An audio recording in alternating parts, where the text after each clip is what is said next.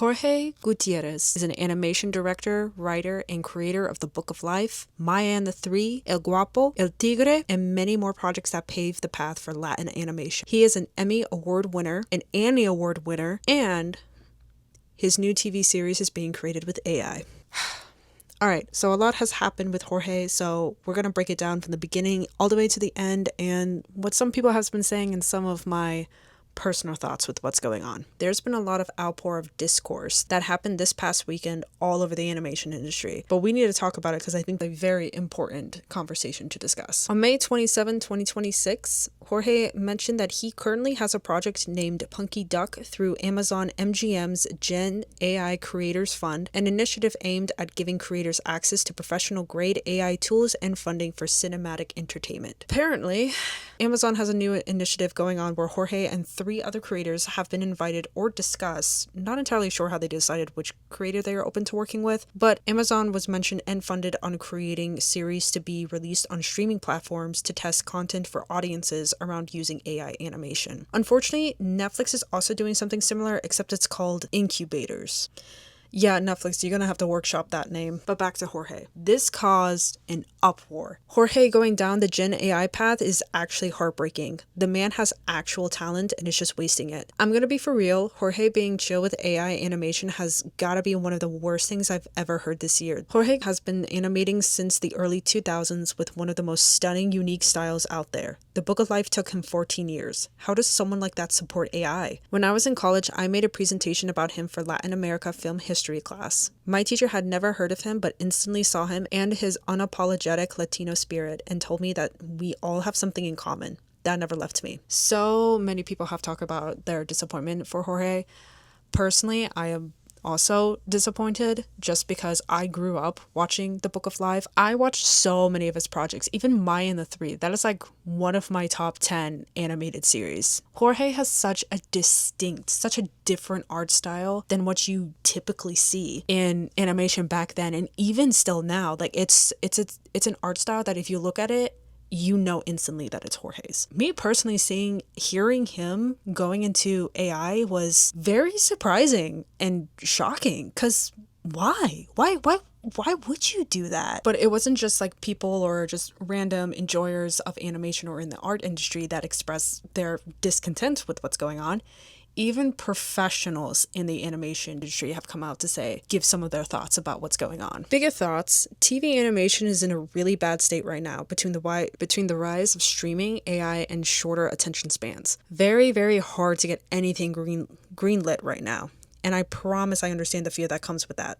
But big artists like Jorge playing with AI normalizes it in a way that dumb tech bros can't. You hurt your entire industry by doing this because it emboldens companies to 1. Use AI more, and 2, in that pursuit, incentivizing them to lay off many artists. One last thing, I do share some empathy for Jorge. I said in the first tweet, the animation industry is barren right now. Artists, new and old, are scared and want to give their families a life. It's a similar reason why some bigger artists gravitated toward NFTs. But this isn't the way. I promise that I understand the scary situation the industry is in right now, but AI is only meant to make the art industry cheaper for investors. And after they're done laying off thousands of artists that didn't take their deal, they'll lay you off next. There was also another tweet that was coming from Guillermo del Toro, the director of the latest Frankenstein movies on Netflix, which I don't think this tweet was directly towards Jorge, but the fact that he tweeted about Soy Frankelda being released on HBO soon and commenting made by humans for humans is very well timed with the discussion being had by another Mexican creator in the film industry that is loudly supporting anti-AI projects. Steve's tweet mentions a lot about pretty much understanding where this industry is going towards. There are definitely artists that have this mentality of either go full in AI or you're going to be left behind. And honestly, to be fair, as disappointed I am about Jorge, I can definitely understand why he's leaning more towards AI. Because this may come from like a panic standpoint of, if I don't lean into this technology, I'll be left behind. But the thing about Jorge is he has proven that his stories can be marketable to audiences and be able to support him. He doesn't have to lean into AI. In fact, dare I say, I think he's in a really good standing that he can be picky with which studios that he can work with. Cornered to use AI or cornered to work specifically with Amazon, because if not, then he'll be left behind. I think it's a very defeatist mentality, and it's something that we artists collectively have to get together and make sure that, hey, we're not getting left behind. But if someone as big as Jorge leans to AI, then that is probably a one-way ticket of us losing the battle. The news is heartbreaking, disappointing, but honestly, especially listening to a lot of professionals, it's not surprising. A lot of studios are pulling funding or decreasing funding using the excuse that animation is expensive, we need to make more faster. Pretty much the same excuses that we keep hearing even before AI was created. More and more studios are either looking for AI or already implementing AI in the workflow, most specifically generative AI. Since studios are pushing for the need of AI since they invested so much in it, studios are threatening to pull funding or projects altogether if they don't use the technology. About a day or so after the story broke, Jorge responded to the reactions. I understand a lot of you are happy for me and a lot of you are really angry at me for experimenting with AI at Amazon. I'm going to leave the comments open so you can get it all out and hopefully feel better. Any death threats will be reported. Anyone threatening Sandra and my son, Luca, I will report those too. Come at me all you want and need, just leave my family alone. Before we break this tweet down, one thing to note, this tweet is now deleted, but I do want to echo something that Jorge has mentioned. Any threats of any kind will never be appropriate in any way, shape, or form. If you had done this, you lost your seat in the table, especially towards family members who, first of all, has nothing to do with the person's decision.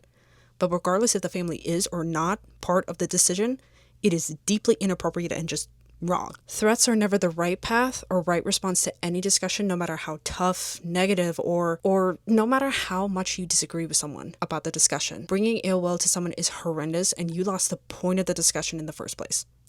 I really, really hope I made that perfectly clear. About the deleted tweet. This response was shocking. The fact that Jorge responded to this more of like, it kind of felt like I'm doing this regardless of what you guys think. That's kind of like the impression that this is coming from. Now, there has been an obvious impact on TV animation, especially for tweens and teens, which is around 12 to 18 years old. Right now, the series that we are seeing are either kids, like Cocomelon, or adult animation, like Arcane, which in my opinion is why I think K-pop Demon Hunters was so successful. It hit an audience that pretty much feels abandoned. The teens. That and Demon Hunters told a really good story with a really cool concept. People have talked about this, and I kind of agree. I believe that Jorge jumping to AI is coming from a place of panic, which is, if I don't jump on this, I'll get left behind, which I can empathize with that. But I truly believe that I don't think Jorge will ever get left behind. But this would definitely ruin his reputation. The next day after this tweet was posted and shortly deleted, Jorge posted this. Learning a lot from many of you. Thank you. Lots of information that I'm digesting wholeheartedly. I am absolutely understanding the concerns of using AI to assist an animation pipeline. For all those showing me grace, I really appreciate it. I have to think about it. This is what was going on with all the backlash that was happening. And then almost the next day, he tweeted this. I have decided to drop out of the AI program at Amazon. I will not be making any Punky Duck series. Action speaks louder than words. My intent was to showcase artists, both new and seasoned, both inside and outside the studios, driving this new technology. My sincerest apologies to those I upset. I promise to do better moving forward. People's response to this, some people were giving Jorge a really harsh time about this. Shows that he's kind of like going back and forth. Other people have joked about saying like, oh, Guillermo has probably talked to them and given him a really, really good heart-to-heart conversation. Regardless of what happened behind the scenes that make him change his mind, I'm going to choose to be optimistic about this. This gives me hope. I've seen so many people who would support AI and silently back out of the project and will give no updates to the public or silently remove their name from the project. The fact that Jorge decided to change his mind is giving me hope. I'm going to say this even though I'm no longer working in the industry and haven't for some time, but the move towards AI and animation, while it obviously hurts American artists a lot, hits extremely harder in smaller countries like Mexico and the Philippines that have long been dependent on the jobs American studios sent out way, of course, as a cost-cutting method. We do everything they don't want to do themselves, often without receiving proper credits for our work. So Jorge siding with this technology is especially insulting, since the country he loves so much is taking this hit harder than he could ever, in all his privilege, comprehend. And I say privilege not to dismiss the obvious uphill battles he had to fight in all his years in the industry, but I mean studying at Cal Arts is something so out of reach for the large majority of Mexican artists, and it's obviously a huge part of how one can achieve to get in. And I think that's like another thing as well. This isn't just harmful for the animation industry, but this is also harmful to a lot of Latino communities. It's not easy to get into animation. Like this stings a lot. I also want to mention about something that Kiana has said that a lot of people don't mention before, and I want to give highlight to. Did we forget about AI and data centers' negative environmental impacts and how they are affecting Black and marginalized communities? And even if you do, what do you think the end goal of AI and animation is? Make things cheaper? When has that ever worked in our industry? Studios have shown time and time again that they will always cut corners at the expense of their employees. Is the end goal efficiency? As someone who's worked in the industry for a while, anytime an efficiency is found, it doesn't take pressure off. You have so much more time now. How about you do the job you were already doing, but also this other thing not in your job description? AI will lower the barrier of entry, and AI is here to help with the menial tasks, are conflicting themselves. These are called menial tasks, still require skill, and are usually given to entry-level artists. How do they get in now? AI makes things easy, anyone can do it. But also using AI as a skill in an art form, and I should be taken seriously because it's actually really hard.